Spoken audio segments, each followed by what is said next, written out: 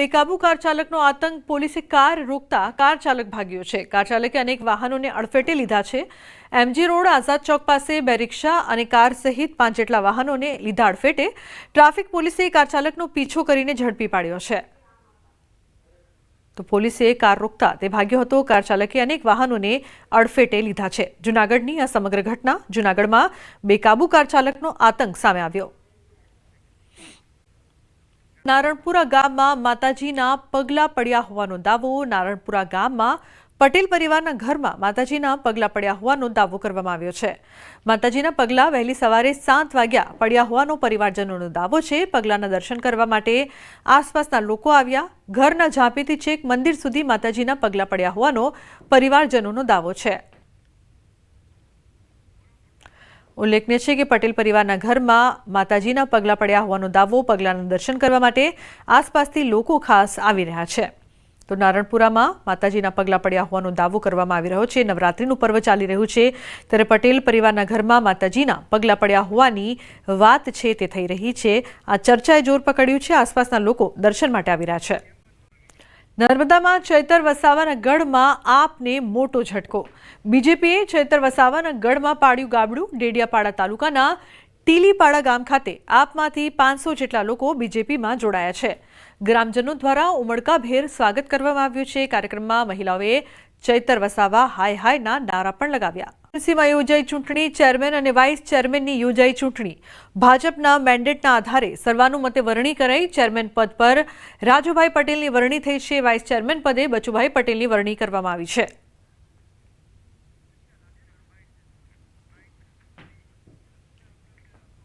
અમારા પ્રદેશના મોવડી મંડળે આજે મારા નામની દરખાસ્ત મને ટેકો આપ્યો છે। જ્યારે મારી નિમણૂક કરી છે ત્યારે હું પ્રદેશનો તમામ નેતાગણનો આભાર માનું છું। રાજકોટ જિલ્લામાં રખડતા શ્વાનનો આતંક સામે આવ્યો છે। શાપર વેરાવળમાં શ્વાને વધુ એક માસૂમ બાળકીને બચકા ભરતા તેનું મોત થયું છે। 5 દિવસ પહેલા બિહારથી બાળકી દાદાના ઘરે આવી હતી। શ્રમિક પરિવારની બાળકી ઘરની બહાર રમતી હતી ત્યારે અચાનક શ્વાન આવીને બાળકીને ગળાના ભાગે બચકા ભર્યા। બાળકીને ગંભીર હાલતમાં સારવાર માટે હોસ્પિટલમાં ખસેડાઈ હતી। બાળકીનું સારવાર દરમિયાન મોત નીપજ્યું હતું।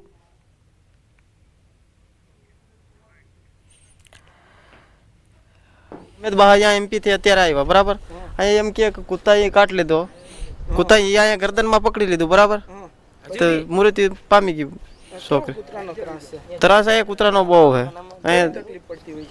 तकलीफ तो વધારે પડે સાહેબ। આ કૂતરા વધારે રહ્યા બહાર છોકરા રમતા હતા બરાબર तो पकड़ी लीधो सीधो गला में। वो यहाँ पे कुत्ता काट लिया इसलिए वहाँ से मशीन पे वो खेल रही थी।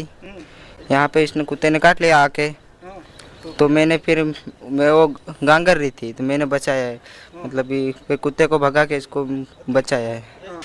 दवाखाने में ले गया। इधर काम कर रहे थे तो कुत्ता आया उसने काट लिया मेरे बच्ची को। कितने साल की थी? वो 5 साल की थी। और क्या हुआ था? वो मेरा बड़ा भाई लेके गए दवाखाने। पहुँचते क्या मालूम फिर उधर दवाखाना में क्या हुआ क्या नहीं ये मेरे बड़े भाई ने बताया। फिर क्या बताया? वो फिर डेथ हो गई ऐसी बोल दिया। પંચમહાલના ઘોઘંબામાં કેમિકલ કંપનીમાં ગેસ લીકેજ। કંપનીના પ્લાન્ટમાંથી ધુમાડો નીકળતા દેખાયા। ગેસ લીકેજ બંધ કરી દેવાતા પરિસ્થિતિ કાબૂમાં છે। પોલીસ પ્રાંત અધિકારી અને ફાયરની ટીમ ઘટના સ્થળે। આ ઘટનામાં કોઈ જાનહાનિ નહીં। થોડા દિવસ પહેલા 2ના મોત અને 12 લોકોને તેની અસર થઈ હતી। પંચમહાલથી મહત્વપૂર્ણ સમાચાર। ઘોઘંબા રણજીતનગર GFL કંપનીમાં ગેસ લીકેજનો મામલો સામે આવ્યો છે। આજુબાજુના સ્થાનિકોએ કંપનીમાં વારંવાર ગેસ લીકેજની ઘટના અંગે આક્રોશ વ્યક્ત કર્યો છે। GFL કંપનીમાં તપાસ ચાલશે ત્યાં સુધી પ્રોડક્શન રહેશે બંધ એવી ફેક્ટરી ઇન્સ્પેક્ટર દ્વારા ઉપસ્થિત રજૂઆતકર્તાઓ સમક્ષ જાહેરાત કરવામાં આવી છે। કંપનીના CFCD પ્લાન્ટમાં ગેસ લીકેજની ઘટના બની હતી।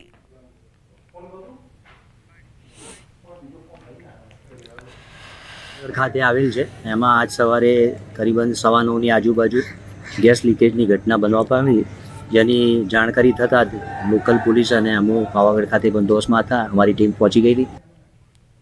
તો ગેસ લીકેજ બંધ થતા પરિસ્થિતિ હાલ કાબૂમાં છે। અમદાવાદમાં બિલ્ડિંગની અગાશી તૂટી છે। દુર્ઘટનામાં 2 મહિલાઓને ઈજા પહોંચી છે। દરિયાખાન ઘુમ્મટ પાસે આ દુર્ઘટના બની છે। મહિલાઓને સારવાર માટે હોસ્પિટલમાં ખસેડાઈ છે। ફાયર વિભાગે કાટમાળ હટાવવાની કામગીરી કરી છે। તો મહત્વનું છે કે બિલ્ડિંગની બાલ્કની ધરાશાયી અમદાવાદની આ સમગ્ર ઘટના છે। ઉલ્લેખનીય છે કે દુર્ઘટનામાં 2 મહિલાઓને ઈજા પણ પહોંચી છે। તો દ્રશ્યોમાં જોઈ શકાય છે કે કઈ રીતે ફાયર વિભાગની ટીમ પણ ઘટના સ્થળે પહોંચીને કામગીરી કરી રહી છે।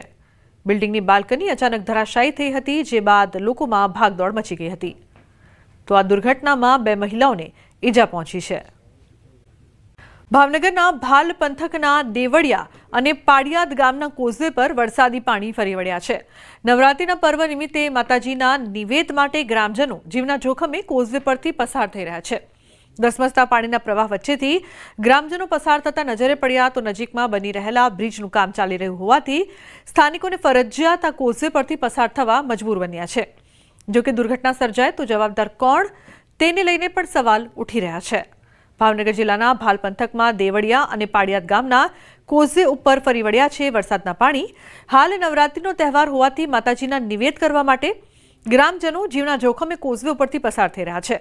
નાના છોકરાઓથી માંડીને બહેનો તેમજ પુરુષો પણ મોટી સંખ્યામાં ધસમસતા પ્રવાહની વચ્ચેથી પસાર થતા નજરે જોવા મળી રહ્યા છે। જો કે આ સમસ્યા વર્ષોથી છે। નજીકમાં જ બ્રિજનું કામ ચાલી રહ્યું છે, પરંતુ કામ પૂર્ણ થયું નહીં હોવાથી ગ્રામજનોને ફરજિયાત આ કોઝવે ઉપરથી પાણીની વચ્ચે પસાર થવું પડે છે। વિડીયોમાં જોઈ શકાય છે કે થોડી પણ જો ગફલત થાય તો ગામ લોકોનું જીવન પણ જોખમમાં મુકાઈ શકે છે। ગીર સોમનાથના વેરાવળ બંદર પર અનેક બોટનો ખડકલો જોવા મળી રહ્યો છે। અરબી સમુદ્રમાં ડિપ્રેશનના કારણે બોટનો ખડકલો થયો છે। અંદાજે 2000થી વધુ બોટ દરિયા કિનારે લગાવવામાં આવી છે। વેરાવળ બંદર પર 3 નંબરનું સિગ્નલ લગાવાતા બોટો પરત બોલાવાઈ છે। દરિયામાં ભારે પવન અને વરસાદના કારણે બોટ પરત બોલાવાઈ છે। અનેક બોટ પરત બોલાવાતા માછીમારોને લાખોનું નુકસાન થયું છે। સિઝન શરૂ થયાના એકાદ મહિનામાં 3 વખત બોટ પરત બોલાવાઈ છે।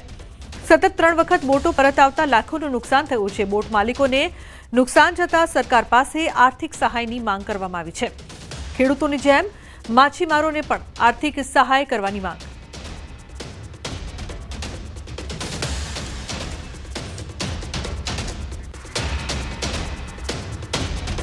તો સતત 3 વખત બોટ પરત આવતા લાખોનું નુકસાન થઈ રહ્યું છે।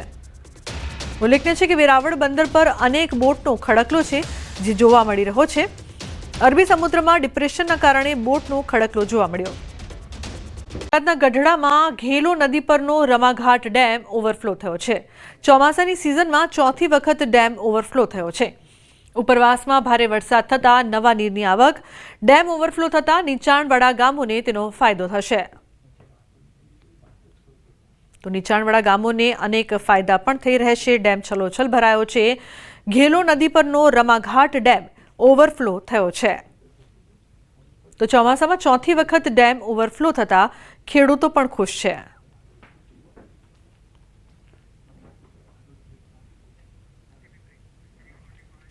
સરદાર સરોવર નર્મદા ડેમની સપાટીમાં વધારો નોંધાયો છે। નર્મદા ડેમ છલોછલ થયો છે। નર્મદા ડેમ પ્રથમવાર 138 મીટરને પાર। ઉપરવાસમાંથી પાણીની આવક વધી છે। હાલ નર્મદા ડેમની સપાટી 138.22 મીટર પર પહોંચી છે। મહત્તમ સપાટી પર પહોંચવામાં માત્ર 46 સેન્ટીમીટર બાકી છે। નર્મદા ડેમ 99% ભરાયો છે। તો નર્મદા ડેમ ભરાયો છે। પાણીની આવક નર્મદા ડેમ પ્રથમવાર 138 મીટરને પાર। તો ડેમની સપાટીમાં વધારો નોંધાયો છે। સાબરકાંઠામાં વરસાદી માહોલ છવાયો છે। હવામાન વિભાગની આગાહી વચ્ચે વાતાવરણમાં પલટો આવ્યો છે। હિંમતનગર શહેર અને આસપાસના ગ્રામ્ય પંથકમાં હળવા વરસાદી ઝાપટા છે। હિંમતનગર, હડિયોલ, ગઢોડા, કેશરપુરા, ગાંભોઈ, કરણપુર, સુરજપુરા સહિતના ગ્રામ્ય પંથકમાં વરસાદી ઝાપટા। મગફળીના પાકમાં નુકસાન જવાની ભીતિ। તો વરસાદી વાતાવરણ વચ્ચે ખેડૂતો ચિંતિત બન્યા છે। લઈને હવામાન વિભાગની આગાહી છે। આગામી 7 દિવસ રાજ્યમાં વરસાદની આગાહી કરવામાં આવી છે। રાજ્યના કેટલાક જિલ્લાઓમાં આજે ભારે વરસાદની સંભાવના રહેશે। વેલમાર્ક લો પ્રેશર અને 2 મોન્સૂન ટ્રફના કારણે રાજ્યમાં વરસાદ। આગામી 3 દિવસ સૌરાષ્ટ્ર અને કચ્છમાં ભારે વરસાદની શક્યતા। રાજકોટ, કચ્છ, પોરબંદર, જૂનાગઢ, ગીર સોમનાથ અને દીવમાં યલો એલર્ટ છે। વીજળીના કડાકા ભડાકા સાથે વરસાદની આગાહી કરવામાં આવી છે। તો આગામી 4 દિવસ માછીમારોને દરિયો ન ખેડવાની સૂચના। અમદાવાદમાં હળવાથી મધ્યમ વરસાદની આગાહી।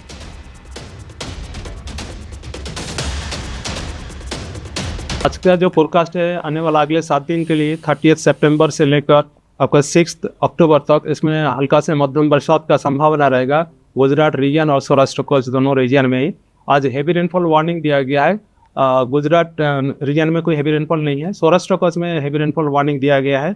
इसमें जो डिस्ट्रिक्ट आ रहा है पोरबंदर, जूनागढ़, द्वारका, गिर सोमनाथ, दीव और कच्छ के लिए दिया गया है। आइसोलेटेड प्लेसेस में इस डिस्ट्रिक्ट में हैवी रेनफॉल होने का संभावनाएं है। येलो वार्निंग के साथ दिया गया है। अगले और 1 और 2 अक्टूबर को भी सौराष्ट्र कच्छ में हैवी रेनफॉल का वार्निंग दिया गया है आइसोलेटेड प्लेसेस में येलो वार्निंग के साथ। इसमें 1 अक्टूबर को जो डिस्ट्रिक्ट आ रहा है राजकोट, पोरबंदर, जूनागढ़, द्वारका, गिर सोमनाथ, दीव और कच्छ के लिए दिया गया है।